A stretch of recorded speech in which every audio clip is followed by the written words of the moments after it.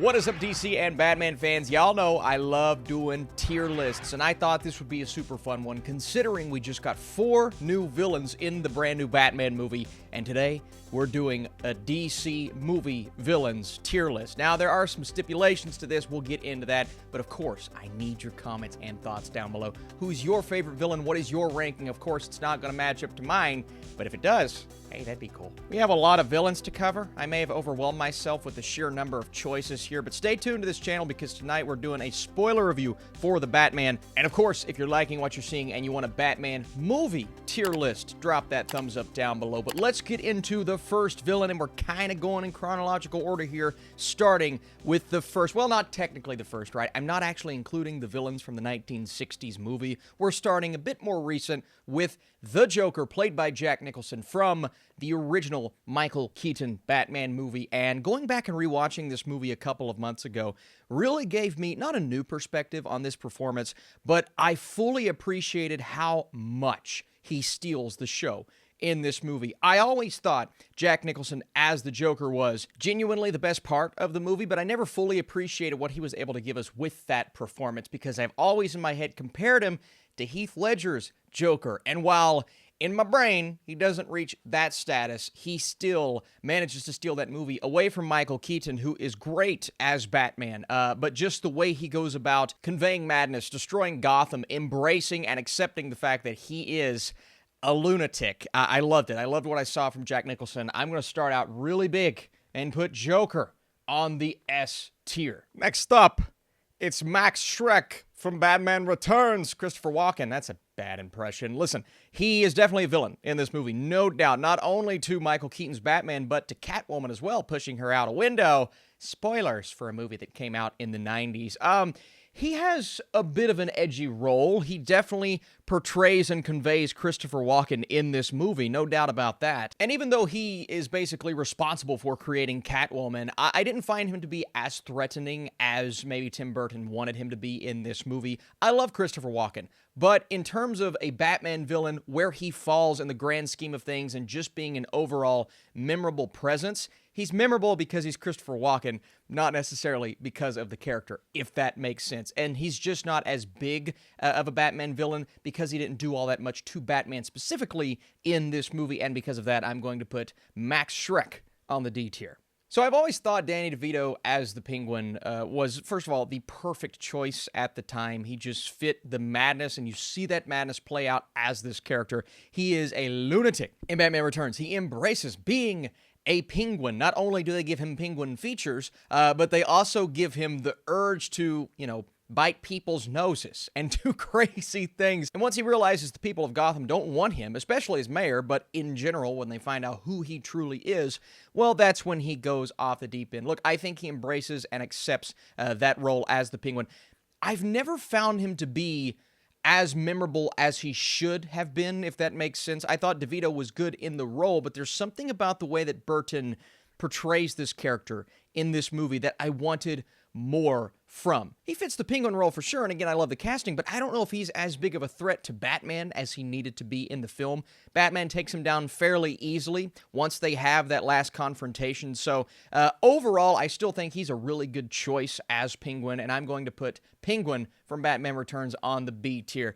Now we go from one side to the other, the villainous presence to the anti-hero slash villainous presence, and this is probably the most villain we've seen a Catwoman. Michelle Pfeiffer, who we all know kind of set the standard for the role. I like the Catwoman from the 1960s film, but Michelle Pfeiffer just took it to another level. She's a very sexual character. She has that chemistry with Bruce Wayne and Batman, and a very seductive character as well. Then that was kind of the talk of the town for a long time, but her performance, man, it's incredible. It really is. Watching how she goes about the movements from when she is not Catwoman, when she's just Selena Kyle getting kind of beat up by Christopher Walken's character, to when she fully embraces who she is, and she owns it from start to finish. She owns this character, and honestly, for me at least, she kind of makes this movie what it was. So because of all those things, I'm putting Catwoman on the A tier. She is definitely one of the best villains from Michael Keaton's era. Riddle me this, riddle me that.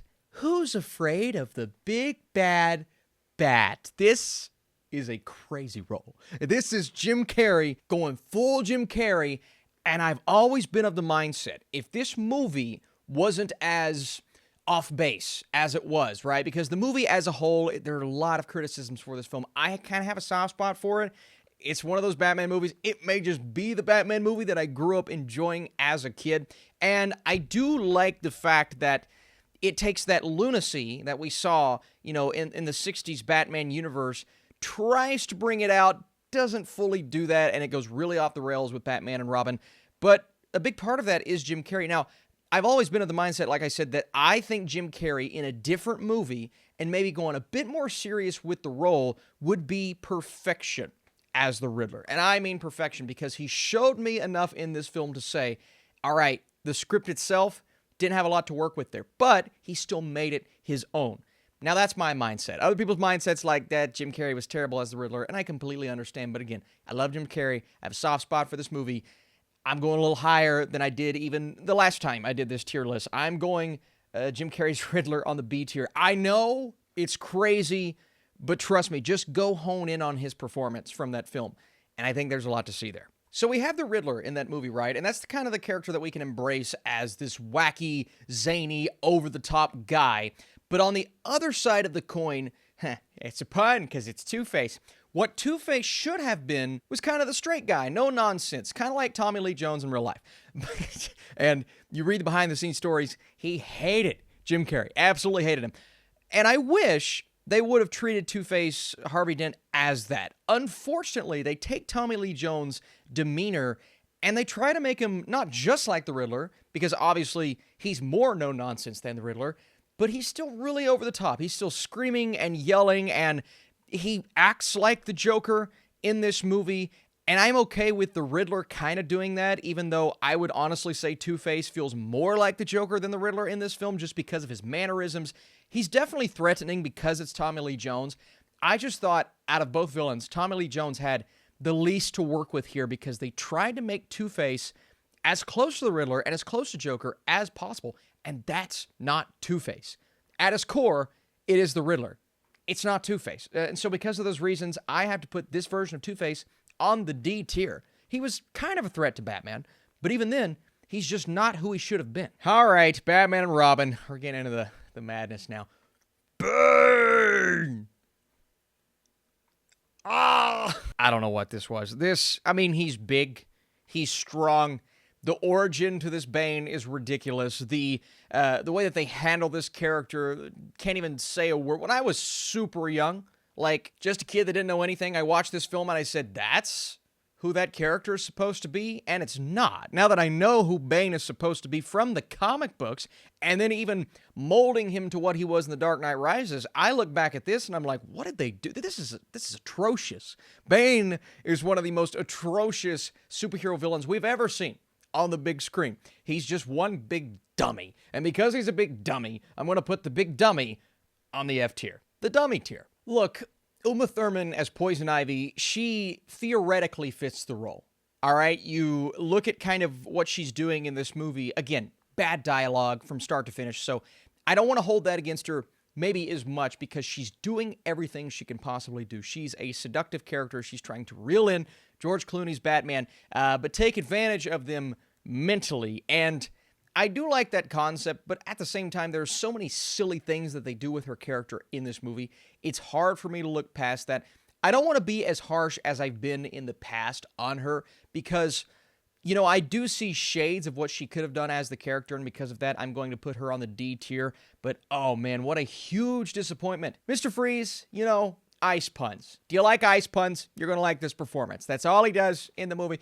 There is a story there with he and his wife, and they hit on it. They touch upon it. But I'm sitting back saying, man, you could have made this movie really emotional. You could have given us a Batman Sub-Zero storyline in which they did an animated form, and it was great. But in this movie specifically, it's background noise to the loud and obnoxious Arnold Schwarzenegger playing this character. Now, I do want to give him kudos, though. He is kind of the only guy in the movie that knows what movie he's in. He knows it's ridiculous. He knows it's stupid. I still can't say he's a very good villain. Actually, I'm going to go ahead and say he's a bad villain because we're going to put him on the E tier. But hey, at least he accepted the stupidity, whereas everybody else, they were really trying. That's right. I'm throwing Batman Mask of the Phantasm on here because it did come out in theaters. This is a theatrical film, right? And I'm pretty sure it got a fairly wide release, too. So it's not just like The Killing Joke, we're going to put you in a couple of theaters. No, this was a pretty big movie at the time. So we're going to talk about the character of the Phantasm. And I said no spoilers for the Batman, but we can talk about who this character is. But we're also going to talk about Mark Hamill as the Joker, because this gives me an excuse to put him on this list.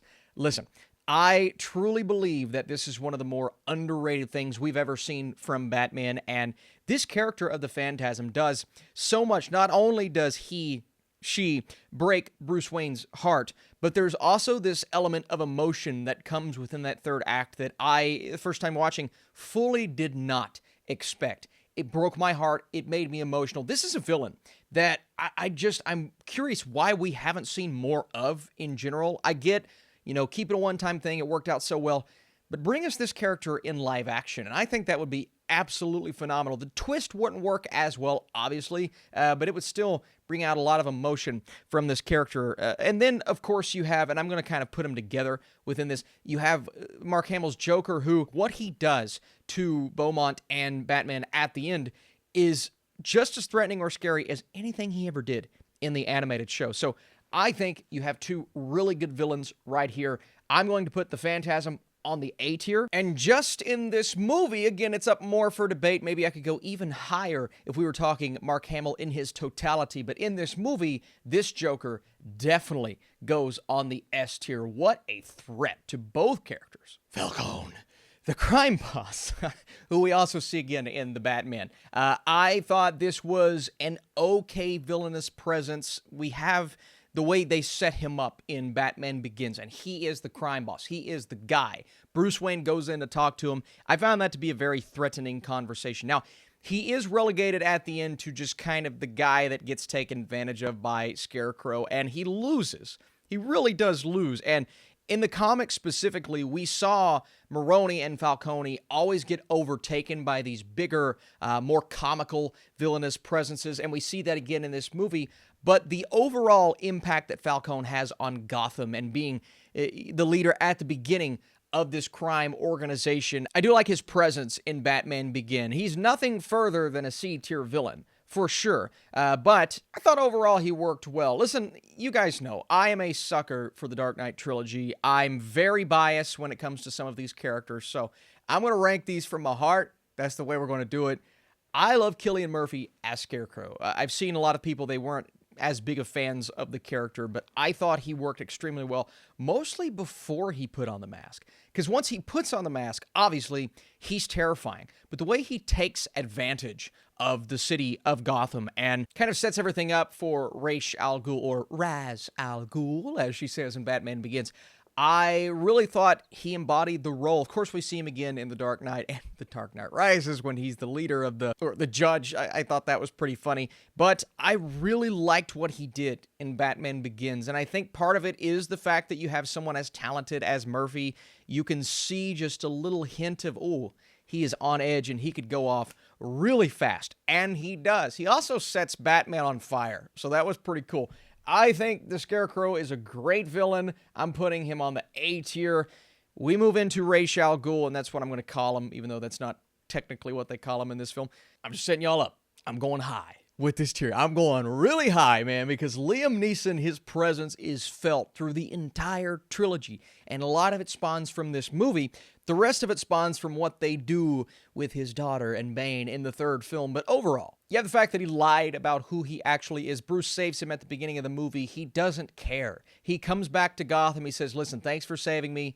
I'm going to blow the city up. That's just what I'm going to do in his own very special way. But I just loved the way that he interacted with Bruce in this movie. I thought the chemistry and at times the aggression, the way that they showcase that towards each other is awesome. The final fight on the train is fantastic. The fact that Batman, gets to triumph over him in a moment that was so amazing. It showcased a bit of weakness for Ra's al Ghul, but at the end, he embraces death, and I found that to be great. But coming back in The Dark Knight Rises in, dream form or whatever that was, but his presence is still felt. He spawned so many things for this franchise. That's why I'm going to put Liam Neeson's interpretation of this character on the S tier. I think he's a fantastic presence in this trilogy. Next up, Salvatore Maroni from The Dark Knight, another crime boss in the same vein of Falcone from the first film. He is really good in the role. I like his presence. He's someone that you don't think about when you think about that film. But going back and watching the movie, I'm like, man, he's actually giving a really great performance as the guy after Falcone, but of course he gets overtaken. They're no match for the Joker in this movie.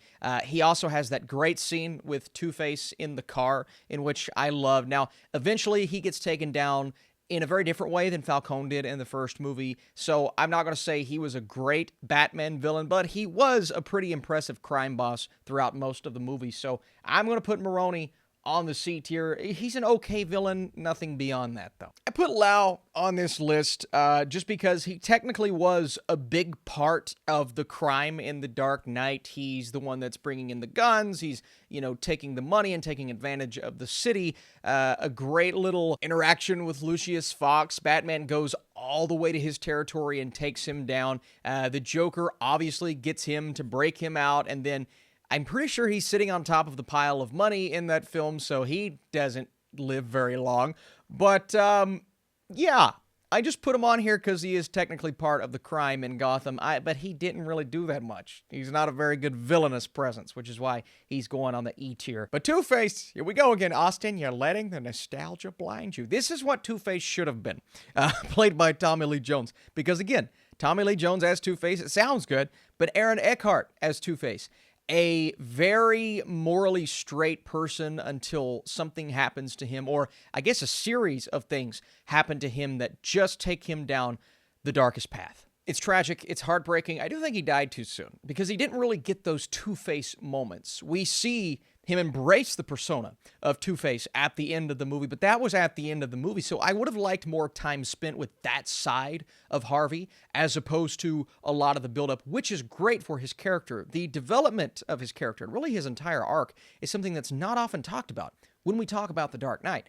I really do love what he does in the movie, and of course, nobody's going to hold a candle to Heath Ledger as the Joker, but he gets closer than a lot of people give him credit for, and again, playing a very distinct version of Two-Face, and one that does, threaten Batman very heavily at the end of the movie. So I'm actually going to put his version of Two-Face on the A tier. I may be alone, but I don't care. All right, come on, guys. You know, this is easy. Should be easy, at least. All time, not all time.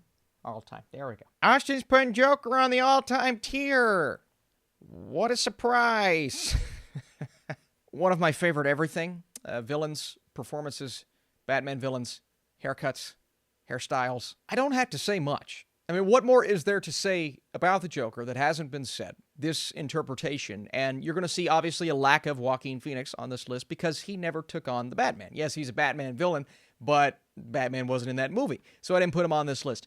But Heath Ledger, the way that he plays the Joker and the way that the Joker plays the Batman, zinger. Don't say zinger. When you have a zinger, don't say it. The Joker would have never done that. He is as menacing and as threatening as any villain has ever been in any movie. It is a top-notch performance. It deserved the Oscar, as did The Dark Knight. Do we remember any of the other nominees from that year? Like 1, 2, maybe? That's ridiculous. Anyway, Heath Ledger's performance is, I believe, what puts this movie as high as I put this movie, which is one of my favorite movies of all time. It's a phenomenal film, but without Heath Ledger as the Joker, would it have been as good? Absolutely not. Now, you could say that the same thing about Eckhart and Bale and all this, but he is an integral role to what makes this film run, and his presence is as good as any villainous presence in any Batman movie or any superhero movie I've ever seen, maybe even the best. That's why he's an all-time character.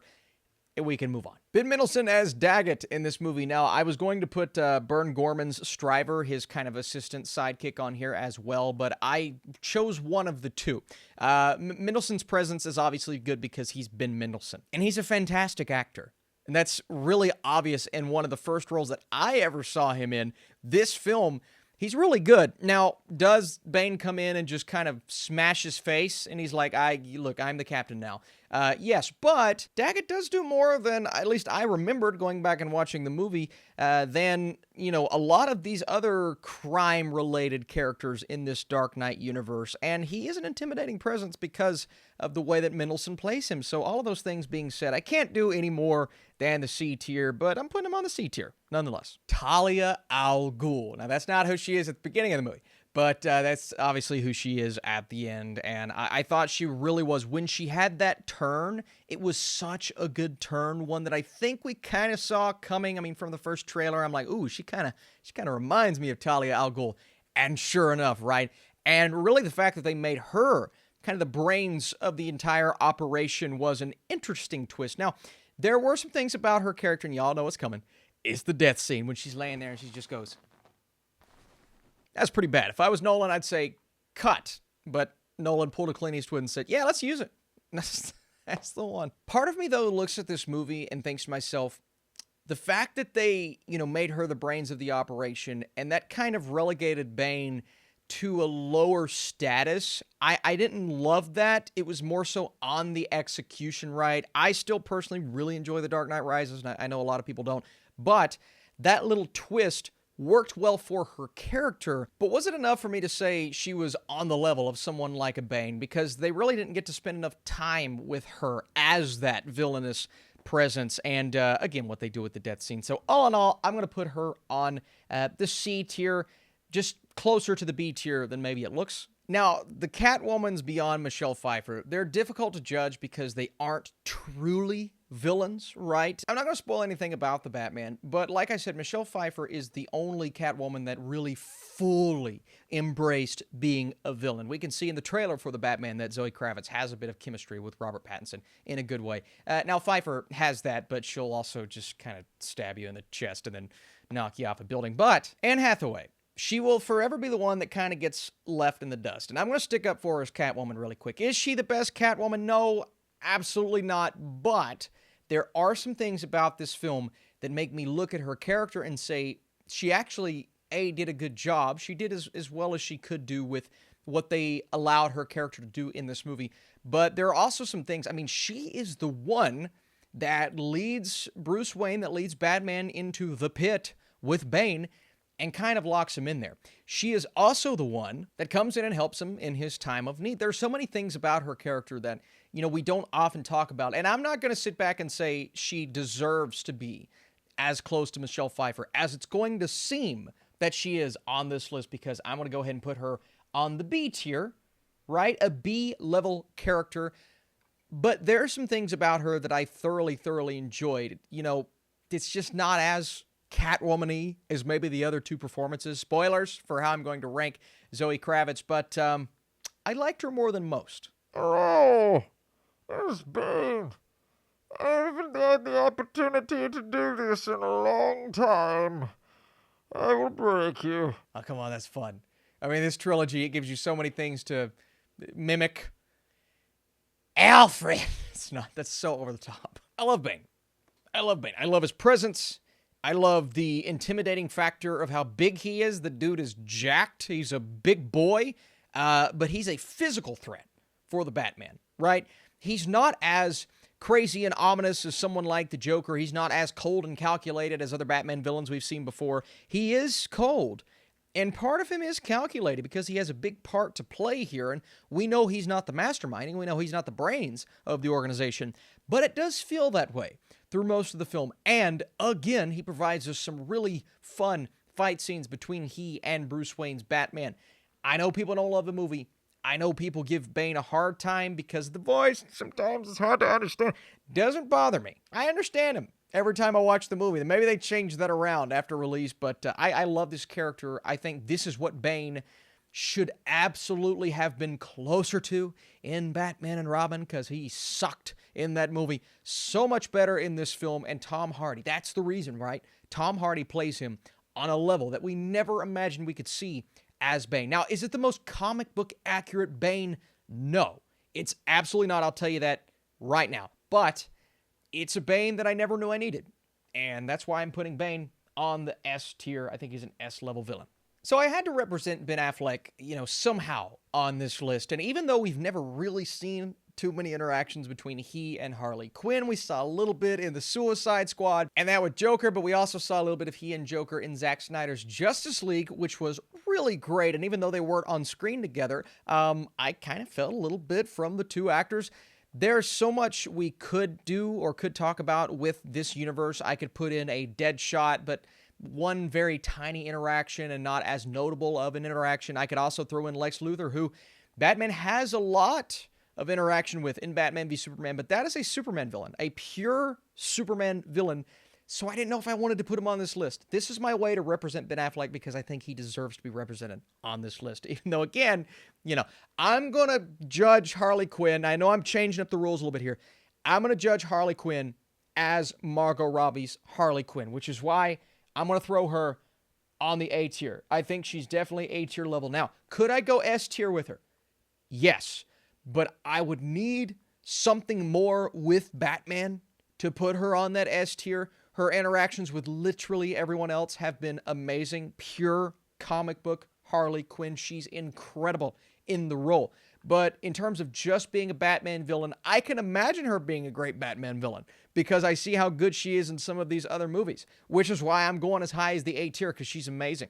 But to never, as far as it looks right now, to never get to see that interaction with Ben Affleck is kind of heartbreaking because I feel like it would be amazing. And then you have Jared Leto's Joker. And I always feel like he's gotten the short end of the stick. Now, again, that little moment we got in Zack Snyder's Justice League was really better, in my opinion, than anything we saw from him in any of the other films. I'm still holding out hope. Maybe we get to see more of his role in the first Suicide Squad, and maybe we get to understand more so why they saw what they saw in Jared Leto as the Joker. Right now, just from what I've seen, I don't want to go as low as a lot of people. A lot of people hate him in the role. I think there is opportunity there and a possibility of him being a really good Joker, even though I've never personally seen it, which is why I'm going to put him on the C tier. But yeah, there's something there that makes me think he could be in the role if he ever got the chance again. Now, again, we're talking the Batman characters. I'm not going to give away spoilers, just basic plot points that you guys should know. So, John Turturro as Falcone in this movie is really good. He is a better version, in my opinion, of Falcone from the Dark Knight trilogy. Way more of a fleshed out character. They give him some backstory. They give him a lot of things to work with. Now, he's not as on screen as maybe we would want him to be, but during the back half of the film, they explore his storyline so much more, and he is kind of the crime boss that I always thought Falcone should be. And actually, the Penguin is lower than he is in terms of how he represents himself in Gotham. So that was really cool to see. Turturro is great in the role. He really is, and I think he embraces it.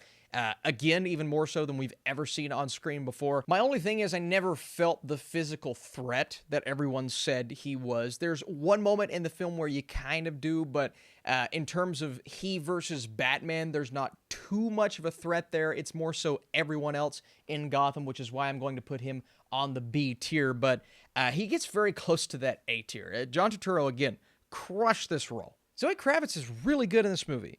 She's really good. Now, can I sit back and say she is a massive threat to Batman? No, because obviously she's Catwoman, right? They're going to play her in various different ways, but just looking at her presence, Catwoman being a villain and a thief at her core, I'm going to consider her a villain. And me doing that's going to throw a lot of people off because you watch the movie and you're like, well, there's a lot of great chemistry with Robert Pattinson and all this stuff, yada, yada, yada. It's a Batman villains tier list. Catwoman's always been a Batman villain. I'm putting her on the list. And I'm not saying she's the biggest Batman villain we've ever seen, but her role in this movie is good enough to compensate for that. Again, the fact that I can put her on the same tier as Michelle Pfeiffer is crazy. I'm not saying she's as good as Michelle Pfeiffer, but from what I saw in this film, she really encapsulates Catwoman. She does very Catwoman-esque things. She moves like Catwoman. Everything I wanted to see, definitely better than Anne Hathaway, which is why I'm going to put her on the A tier. Very good in the role. Paul Dano as the Riddler is not a physical threat in this movie. He's not. It's all about playing the mental game with Batman, which is what I truly wanted to see from Riddler in this movie. And that's what I got. It's a very modern interpretation of the Riddler, so he does things that people would probably do in like 2021 and 2022. I won't go any further than that. But the fact that he can stump Batman as often as he does in this movie, but also have his own intentions, and we will inevitably have some sort of confrontation between Batman and the Riddler, and that confrontation was fantastic. It's a familiar confrontation, but one that really worked because you have Paul Dano. And I've always said, Paul Dano looks like the Riddler. Paul Dano acts like the Riddler. I saw his performance in Prisoners, and once they cast him in the role, I said, oh, he's going to be perfect, because look at what he does in Prisoners. And honestly, he brought some of that to this role. He was able to provide me everything I wanted as this character, and as being this giant looming threat and taking advantage of all of Gotham. I loved it. I absolutely loved it. I'm putting Paul Dano on the S tier. I think he is of that status. And I think Penguin could be on that tier. I'm not going to put him there yet. We're actually going to go ahead and throw Penguin on the A tier. And that's not a slight against Colin Farrell in this movie. I'm just kind of looking at Penguin's role in Gotham right now. Again, like kind of one step below Falcone, and he's not fully embraced the Penguin that we know and love from the comics just yet. But I've seen enough to know that it could be coming, and I've seen enough to know, whatever it is, his spin-off series, future movies, however you want to look at it, he will 100% be the definitive Penguin and could move his way up to that S tier. And who knows, if he keeps crushing it like he's crushing it, go to that all-time tier. It's just looking at the two characters. The Riddler was obviously the biggest threat in this film. Penguin should be looked at as more of that side story villain, even though he's freaking amazing in the role. So I guess I can separate performance from actual role against Batman right now. Some great interactions, and I see great things for him down the line, which is why, for now, I'm putting him on the A tier, but don't be surprised if he jumps up eventually. And this is a long video. I don't even know where am I right now. Okay, let's get to the ranking. Obviously, we have at the bottom, followed by, you know what? Let's just, because of his role, I'm going to put Mr. Freeze above Lau, just because the puns. Pun game strong. Unfortunately, Christopher Walken's at the bottom because of just her role in the movie. I'm going to put her slightly lower than Two-Face. Again, I have some fun with Batman Forever. On the C tier, this is tough. I love Ben Mendelsohn, but he has the smallest role to play. I'm going to go the two crime bosses right above him, except I do think Salvatore Maroni was just a bit better of a presence in The Dark Knight. Those two, I think I'm going to keep them how they are because, again, we just never saw the Joker be what he can be, and Talia Al Ghul's kind of role in The Dark Knight Rises was great. Moving into the B tier, I'm going to go Anne Hathaway's Catwoman at the bottom of that list. Unfortunately, followed by Jim Carrey as the Riddler, even though I have that soft spot for him. I'm actually going to do something a little crazy that not a lot of people are going to agree with. I love Turturro in this role, even though he's not as big of a presence, so I'm going to put him slightly above the Penguin on the A tier. These are the big guns. Because I think Joker's the bigger threat in Mask of the Phantasm. We're going Phantasm at the bottom of this list. Beyond that, and this is really tough, guys, I'm going to go Cillian Murphy as Scarecrow slightly above Phantasm, and Harvey Dent's Two-Face above that only because the turn and the impact that turn had. Next up, I'm going to go Zoe Kravitz. Her role in The Batman was great. Because I love Harley Quinn so much, I want to put her higher, but it is a Batman tier list, so I am going to put her below Penguin and Catwoman. Ooh, this one's tough. I'm going to hold out because, again, Michelle Pfeiffer is amazing as Catwoman. We're going to see what Penguin has to offer us, but yeah, Colin Farrell, he can move up. Mr. Ra's al Ghul, again, I have to do the impersonation. He goes at the bottom of this list, followed by, for now, again, I have a soft spot for Bane. I'm going to put Riddler right below Bane, but I have to see the movie a couple more times because I've seen The Dark Knight Rises so many times. And then, actually, you know what? I'm even going to throw him, and I know this is blasphemous to a lot of people, but this is personal. I got to go personal here. I'm going to throw him above Jack Nicholson's Joker, and I'll be flat honest with you. Maybe when I see the Batman a few more times, I could put the Riddler above that. But right now, that looks good. And, of course, that means Mark Hamill is at the top because Mark Hamill should be at the top. None of it trumps Heath Ledger's Joker performance. Absolutely none of it. Austin, where would you put Joaquin Phoenix on this list if you wanted to include him? I'd go, high S tier, maybe that all-time tier, because I truly thought Joaquin Phoenix embraced the Joker, but I can't put him on the list because he never fought Batman. I realize I left out characters. Could have put Jesse Eisenberg as Lex Luthor on here. I could have thrown in some of those more minor villains, but this video's long enough. You guys have heard me talk enough. What would you change? I explained why I have who I have on the list, but what would you change about my list? It is all subjective. It's my list. If your list matches my list in its entirety, first of all, that's creepy. No, it can't. Absolutely. So I would love to see your comments down below. Who's the best Batman villain? And with the Batman, where do these new villains rank on your lists? Could some of them move up to that all-time tier eventually with more watches? You guys the best. Stay tuned. We have more tier lists if you want to see them. I'll see you soon.